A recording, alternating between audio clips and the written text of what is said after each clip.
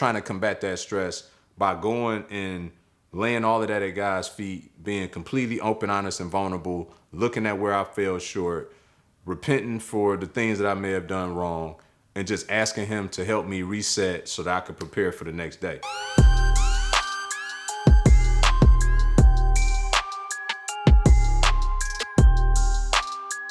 That works pretty effectively.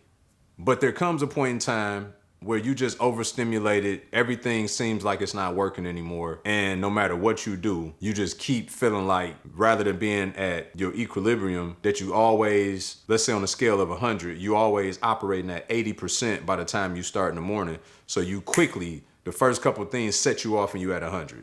And there comes a point in time where you don't get back to equilibrium, and it seems like you constantly starting off at that 80% and you 20% away from losing it. That, my friends, is a sign that you're approaching burnout. When you can't get your stress levels to come back down to a place where you're getting close to equilibrium every day, and you've now established a new equilibrium that is close to putting you over the edge, it's time to step away.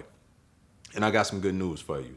Thanks to a phenomenal consultant, friend, mentor in my life, he told me, and I don't know why it took him a couple years to tell me this, but finally he did, and I'm so grateful for it.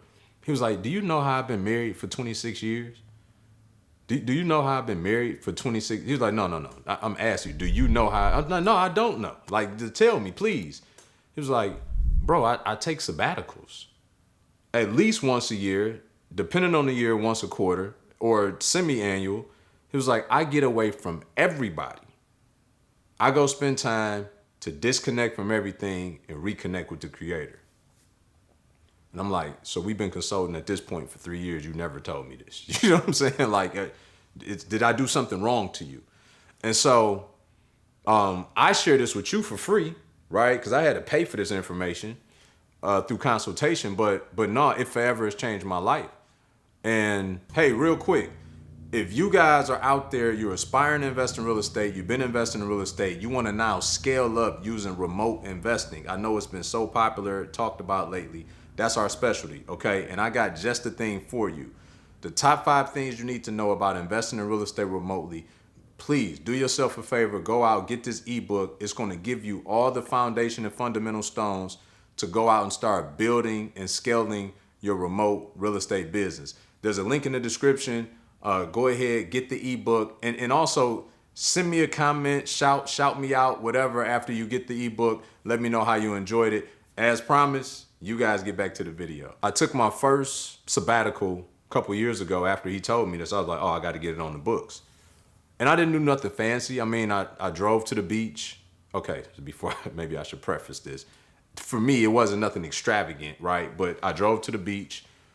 Checked into a nice hotel, put my phone on Do Not Disturb, took my cigars down there. They had a phenomenal restaurant with Chilean sea bass, great dessert. Like, I stimulated every aspect of those things that I like to do. And I did them by myself, right? Kissed my wife, hugged her, told her I'd be back in 2 days, and literally did not talk to anybody during that time. And it's so important that you do that, because even you're going to feel an urge to, because we're constantly stimulated by our phone, by conversation, by being in community. But you really need to take this time with yourself, because you need to break that cycle, right? And what's happening is, in the process of breaking that cycle, that's giving you time and margin that you didn't typically have to start talking to God about how you really feel. It gives you time to really start to take a deeper dive into why you've been feeling the way you've been feeling.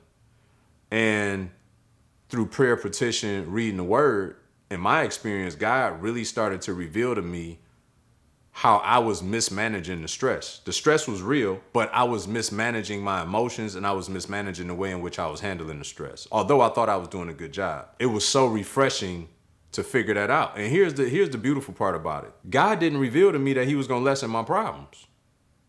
Right? And I say that so that you be encouraged, so you don't think your sabbatical was a failure if you get the same confirmation that I got. He was like, no, the problems are here. Like, this is the life you signed up for. I'm with you in it, but you don't get exempt or exonerated from all these problems.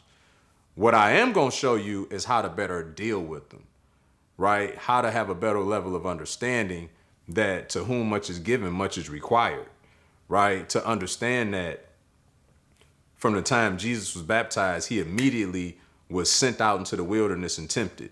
That Moses heard from God when he was in the wilderness, right? And so when we experience problems and problems at a high level, that's very synonymous with us being in our own level of the wilderness, our own aspect of being in the wilderness. But in the wilderness is where you find God most if you truly seek him most, because he'll never put more on us than we can bear. But that's only if we're able to give it to him, because his yoke is easy and his burden is light. And so it was a constant reminder during that sabbatical while I was at the spa and getting an hour and a half massage and sitting in the steam room and, smoking the finest cigars and eating the best food. I would still go have quiet time with him. But I was recharging my battery at the same time over this 48 hours that I spent going through this process. And when I went home, I had a lot more patience with my wife. I had a lot more love for my wife. I had a lot more patience and love for myself. And I certainly had a lot more love and patience for those around me inside of my business. And so, I just felt it of uber importance, because many of y'all out there right now, you reeling and you don't understand why you feel the way you feel. It make you uncomfortable that you even feel that way. And you trying this and you trying that, and, nothing seems to be working. They're all temporary stimulants like coffee, but they're not giving you the lasting effect that you're looking for.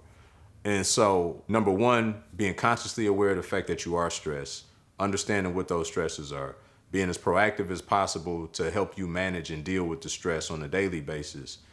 But then also being able to identify when that stress is segueing into burnout, right? And so while I'm not a clinician, I am a practitioner, and I'm a practitioner of life. And I do it at a high level, and I'm a practitioner of business, and I do it at a high level. And my whole goal of this channel is to help you guys be able to be your very best self. And if I could use any of my life experience to help you do so, that's exactly what my intent is. And I just want to, again, encourage you to not feel like you're alone out there, right? We all go through it. Some are more vulnerable and willing to articulate it than others, but everybody is going through it. Even if they put on a good smile and they mask it, just understand that you are not alone. And there are solutions to that problem. And one of which, in my humble opinion, is to go out and go on a sabbatical. I've shared this with people around me, including my spouse. She's going to Antigua later this year on a women's retreat for her own sabbatical. It's important, y'all, and when we talk about it again, if we want our spouse to, because I know some of y'all like, man, my wife would never go for that. Like, me leave for 3 days and go, like, listen, but it got to be both ways. You can't discount maybe her dealing with the kids as if she don't need one. You can't discount if she's at work, or vice versa. Women, ladies with your husband, like, just because you're the entrepreneur, you can't discount that the rigors of him going to. So, that's another form of intimacy in your relationship, that you trust and love one another enough to let them go and do their thing. It's important because you want the best version of them. You don't want remnants and fragments of them. And so sabbaticals change things, right? And God was very intentional of how he showed us how he created everything in the world and everything in it in 6 days, and he rested on the seventh. We're supposed to take a Sabbath, right? That's another thing that I've also implemented in my business is I don't do any business on Sunday. And it don't have to be Sunday. When Jesus came, the Sabbath could be any day. It used to be Saturday, traditionally speaking, in the Old Testament. But I just choose Sunday because that just makes sense. Sunday is the day I go to church, I unplug. I don't do no business on Sunday, y'all. Like, people reach out to me, they'll tell you, like, B don't do no business on Sunday. And it's not just for me, it's honoring God because he gave us a commandment of rest because he knew that we would need it. So we can't run 24/7, be burnt out, and then be like, God, help me. Like, I tried to help you in Genesis. From the beginning, I showed you I created the world and everything in it and took a day off. I set the pace. And so you operating outside of the pace of grace. So let's start with that, right? And so anyway, y'all, there are some tools out there for you to use. I just gave you 2 very simple ones. Create a sabbatical for yourself once a week. Unplug. And don't unplug, but then do a bunch of housework. Like, it's a day of rest. So do things that are restful, okay? Wash your car on a different day. cook for the week on a different day. Like, it's supposed to be a day of rest. And then also, I highly encourage you, at least once a year, go on a sabbatical for a couple of days. It'll forever change things, mentally, spiritually, and emotionally for you. If this helped you, please like, subscribe, comment, let me know how this has helped you, and share this with somebody that you love. I look forward to seeing you guys in the next video.